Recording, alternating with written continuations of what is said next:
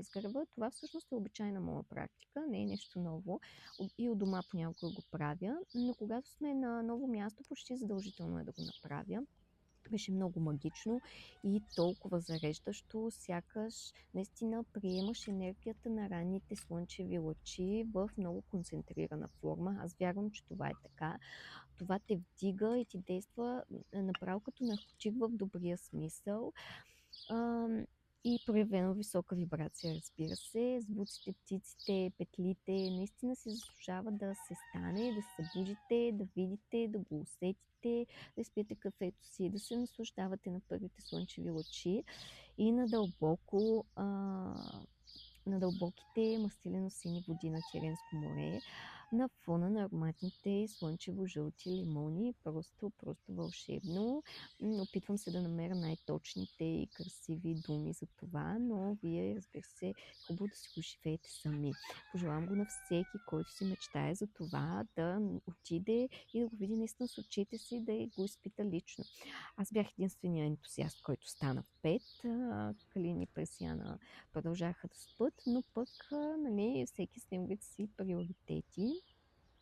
Защо правя тази практика? Искам да ви кажа в това видео защо я правя. Най-вероятно ще ви казвам и в следващите. Всъщност едно просто събуждане рано сутрин по изгрев и наблюдаване на първите слънчеви лъчи, така с благодарност, с позитивна енергия, с молитва, действа толкова повдигащо на енергията и вибрацията, точно като опият, но ефекта е много траен, стабилен, действа в добрия вибрационен смисъл на думата опият. И това си е практика, енергийна практика.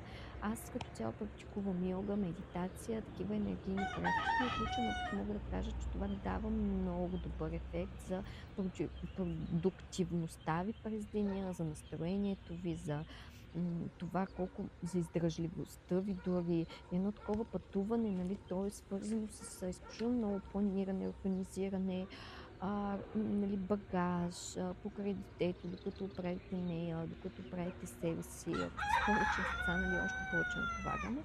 Едно просто ставане рано сутрин, нали, по изгрев може да ви даде тази енергия, буквално да ви зареди, за да може да се справите вие с всичко това и да се изкарате страхотно, нали, вместо да се изморите. Разбира се, много е важно и да комбинирате пътешествието и почивката, т.е. да има достатъчно пространство за релакс, за почивка, както видяхте в част 1 и в част 2. Местата, които избрахме в Неапол и в Соренто, бяха такива с възможност за мини спа почивка и релакс, докато детето спи. Това също е много важно, за да си заредите вие енергията и на другия ден всъщност да бъдете продуктивни, да бъдете заредени, да бъдете отпочинали. Много е важно този баланс между работа и почивка, между активност и пасивност. Ние и в късите видеа и поредиците делнични и почивни дни точно това акцентираме. Баланса между работа и почивка, не само като дни, работни и почивни, а и като нали, през деня, ако си много активен, трябва да имаш възможност вечер, освен нали, спането и пасивната почивка, прено за някакъв вид релакс. Тук вече сутринта закусваме и обсъждаме как ще преминава денят ни. Този ден бяхме планирали пътуване до Капри, но тъй като беше доста топло и ние бяхме с детето, сметнахме, обсъдихме, съгласувахме и решихме, че ще бъде по-добре да отидем до Позитанос ферибот вместо с кола, както бяхме предвидели. И така и стана. На Пресяна обаче по пътя стана малко лошо. От клатушкането повърна, но само на отиване, на връщане нямаше проблем. В крайна сметка преодоляват се тези неща. Но въпреки нали, това пътя беше кратък, 15 минути, така че не беше такъв проблем. Нали? Стигнахме бързо и запазихме доброто си настроение, въпреки нали, ситуацията с повръщането. Аз бях на повръщана, но нищо. Важното е, че имахме резервни дрехи, бански и така нататък. Преоблякохме се, поспорихме малко, имаше напрежение, после се оправихме, нормални неща с това. Изкарахме си въпреки всичко страхотен ден в Позитано. Позитивното надделя. над негативното и наистина беше много красиво. Тук може да видите Позитано, имаше доста художници, имаше картини, имаше плащчета от едната страна, от другата различни заведения, където може да хапнете джелато, традиционния техен сладолед, взехме си такъв. Самото гърче напомняше малко на гръцкия остров Санторин, особено погледнато отдолу от плажа. След малко ще видите гледки и кадри от там. Просто уникална архитектура и цветове. Не само в Позитано, но в Позитано е най-концентрирано, нали, цветовете, архитектурата, това усещане, нали, за живот, за цветност, за цветове. Много, много беше приятно. Само ще се върна за рутината, понеже забравих да кажа нещо. За разлика от вредните навици, всъщност здравите навици, като това да станеш, да посрещнеш изгрева, да се заредиш, да изпиеш кафето си с чаша топла вода, не само кафе, нали, балансирано да бъде,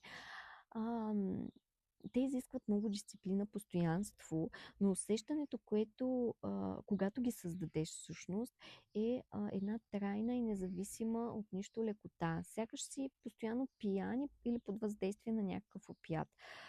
В положителния смисъл на думата, така че аз много насърчавам да се създават такива здрави навици и да се награждавате с нещо, което носи живот, носи здраве. Ето тук може да видите пицата, много беше вкусна, хапнахме от Позитано и ето ги кадрите от плажа, черни вулканични камъни, близо има вулкан, не успяхме да го посетим, Помпей, но може да го посетите. Има и града Помпей, който всъщност е запазен от изригването на вулкана. Нямахме интерес към това, но черните вулканични камъни са резултат от тази вулканична дейност на вулкана в Помпей. И общо взето ние бяхме по-концентрирани върху природата и гледките. Може да видите тук от плажа, наистина малко напълнена на Санторини, цветните къщички, много интересна архитектура. Много, много приятно беше. Хубаво е да се награждавате с такива неща. Пътувания, пътешествия, здрави навици и здрави преживявания, които носят наистина хубава енергия. Тук вече се връщаме към нашето място, в което бяхме отседнали. Знаете ли, всъщност много пъти точно това съм си мисляла, как много е важно как се награждаваме и за какво харчим спестяванията си, парите си, защото едно такова пътуване всъщност не е много скъпо, ако ние примерно заделяме годишно по някакви средства и не ги даваме примерно за вредни навици. Сега не казвам, че е трудно да се справим с тези навици, но знаете ли, един вреден навик винаги се замества с полезен и с здрав. И вие, ако започнете лека по лека, нали, да събирате пари за подобен тип пътешествия или просто да повече семейни моменти, повече пътувания и така нататък, и да инвестирате тези средства събрани в това, вие ще започнете да борите стреса по един здрав начин. Това не е обект на видеото, просто го вкарвам и го вмятам, защото това беше моя път и нашия път. Ние сме Family Travel Life, семейство пътуващи и активни създатели. Създаваме спомени и разказваме истории. Присъединете се към нас, като направите същото и ни последвайте за още.